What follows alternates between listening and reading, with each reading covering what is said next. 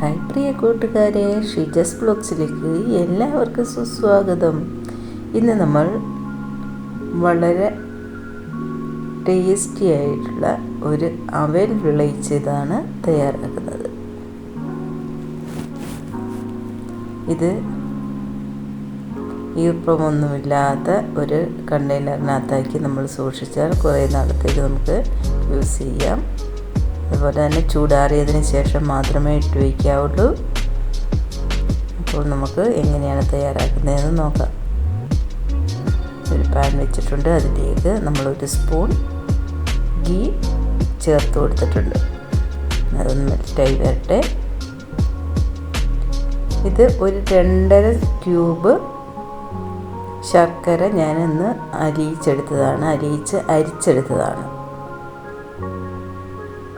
ഒരു 1/2 കപ്പ് വെള്ളം ഒഴിച്ചിട്ട് അതൊന്ന് കുതിരാൻ വെച്ചു. കുതിർന്നതിന് ശേഷം ഒന്ന് തിളപ്പിച്ച് അതിലഴുക്കെല്ലാം കളഞ്ഞ് നന്നായിട്ട് അരിച്ചെടുത്തതാണ്. ഇനി ഇത് നന്നായിട്ട് നമുക്ക് ആ ഗീയിലൊഴിച്ചിട്ട് നമുക്ക് നന്നായിട്ട് അതൊന്ന് അതിലെ ജലാംശമെല്ലാം വറ്റിച്ചെടുക്കേണ്ടതായിട്ടുണ്ട്. നമുക്കതെല്ലാം ഒന്ന് റെഡിയാക്കിയെടുക്കാം.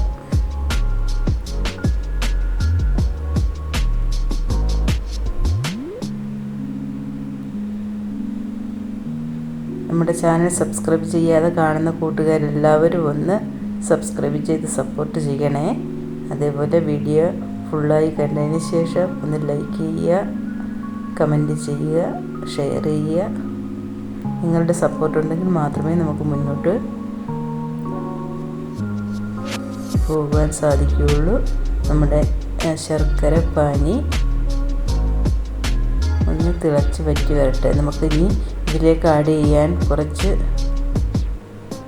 ഐറ്റംസ് നമുക്ക് ഫ്രൈ ചെയ്തെടുക്കേണ്ടതായിട്ടുണ്ട്. അതും കൂടി നമുക്ക് ഇതിൻ്റെ കൂടെ തന്നെ ഇതൊന്ന് തിളച്ച് വറ്റുമ്പോഴത്തേക്ക് നമുക്കതും കൂടെ റെഡിയാക്കാം. അപ്പോൾ പെട്ടെന്ന് നമുക്ക് എല്ലാം റെഡിയാക്കിയെടുക്കാം.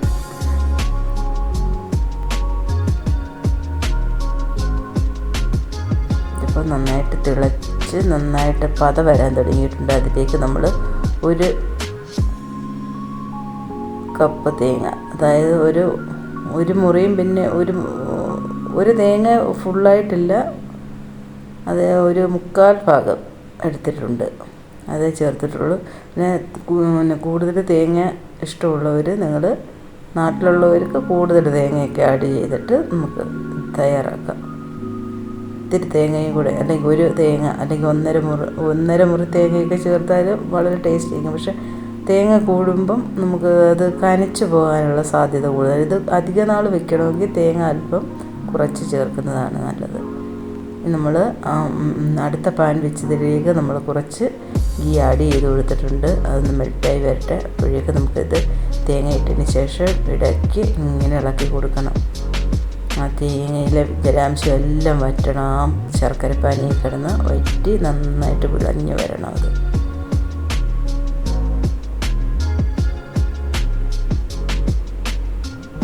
അപ്പോഴേക്കും അതിലേക്ക് ചേർക്കുന്നതിന് വേണ്ടി നമുക്ക് ഫ്രൈ ചെയ്യേണ്ടത് കുറച്ച് കാഷ്യൂനട്ട്. ഞാൻ അത് മുറിച്ച് വെച്ചതാണ് കേട്ടോ.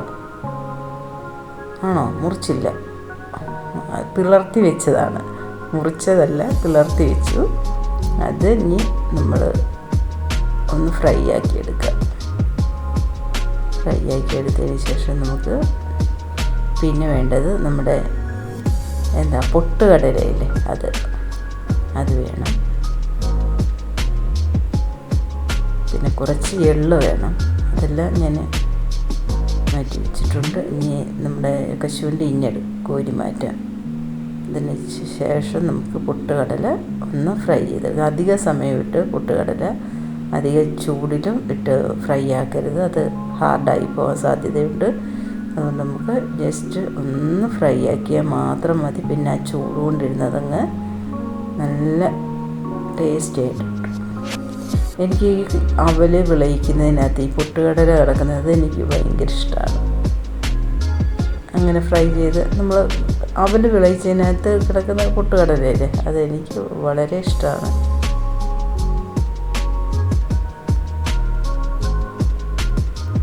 അതിലേക്ക് നമ്മൾ ഒരു 2 സ്പൂണ് എള്ള് കൂടി ആഡ് ചെയ്ത് കൊടുത്തിട്ടുണ്ട്. കറുത്ത എള്ള് ആഡ് ചെയ്ത് കൊടുത്തിട്ടുണ്ട്. ഒക്കെ കിടന്ന് ഇങ്ങനെ വിളഞ്ഞ് വരികയാണ്. തീരെ ഞാൻ ലോ ഫ്ലെയിമിലാണ് വെച്ചിരിക്കുന്നത്. അതുകൊണ്ടാണ് ഞാൻ ഇത് ഇളക്കാതെ നിൽക്കുന്നത്. നിങ്ങളും അതുപോലെ തന്നെ വേറെ എന്തെങ്കിലും ചെയ്യുകയാണെങ്കിൽ ഇത് ലോ ഫ്ലെയിമിൽ തന്നെ വെച്ച് കൊടുക്കണം.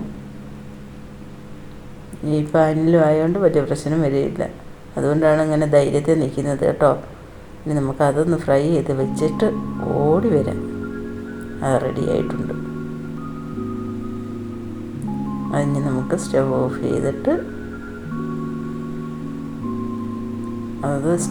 ചെയ്തിട്ട് സ്റ്റവിൽ തന്നെ വെച്ചേക്കരുത്. അത് കരിഞ്ഞു പോകാം. പിന്നെ ആ പാനിൽ തന്നെ വെച്ചേക്കുവാണെങ്കിൽ ഇടയ്ക്കിടയ്ക്ക് അത് ഇളക്കി കൊടുക്കണം.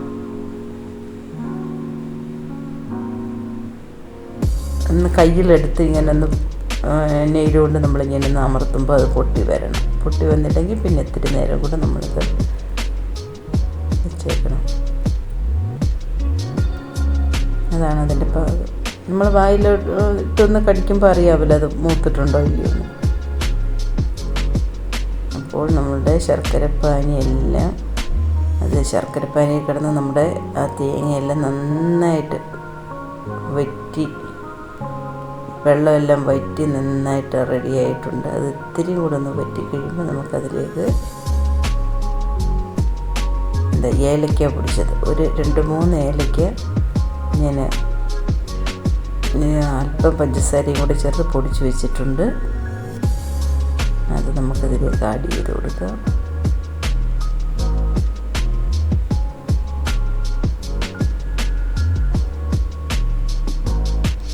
ഏലക്ക പൊടിച്ചതാണ് ചേർത്ത് കൊടുക്കുന്നത്. എന്നിട്ട് അതൊന്ന് മിക്സ് ചെയ്തതിന് ശേഷം നമുക്കൊരു 3 കപ്പ് അവലാണ് ഞാൻ എടുത്തിരിക്കുന്നത്. മട്ടയവലാണ് കിട്ടിയത്. അതുകൂടി ഇതിലേക്ക് നമുക്ക് ചേർത്ത് കൊടുക്കാം.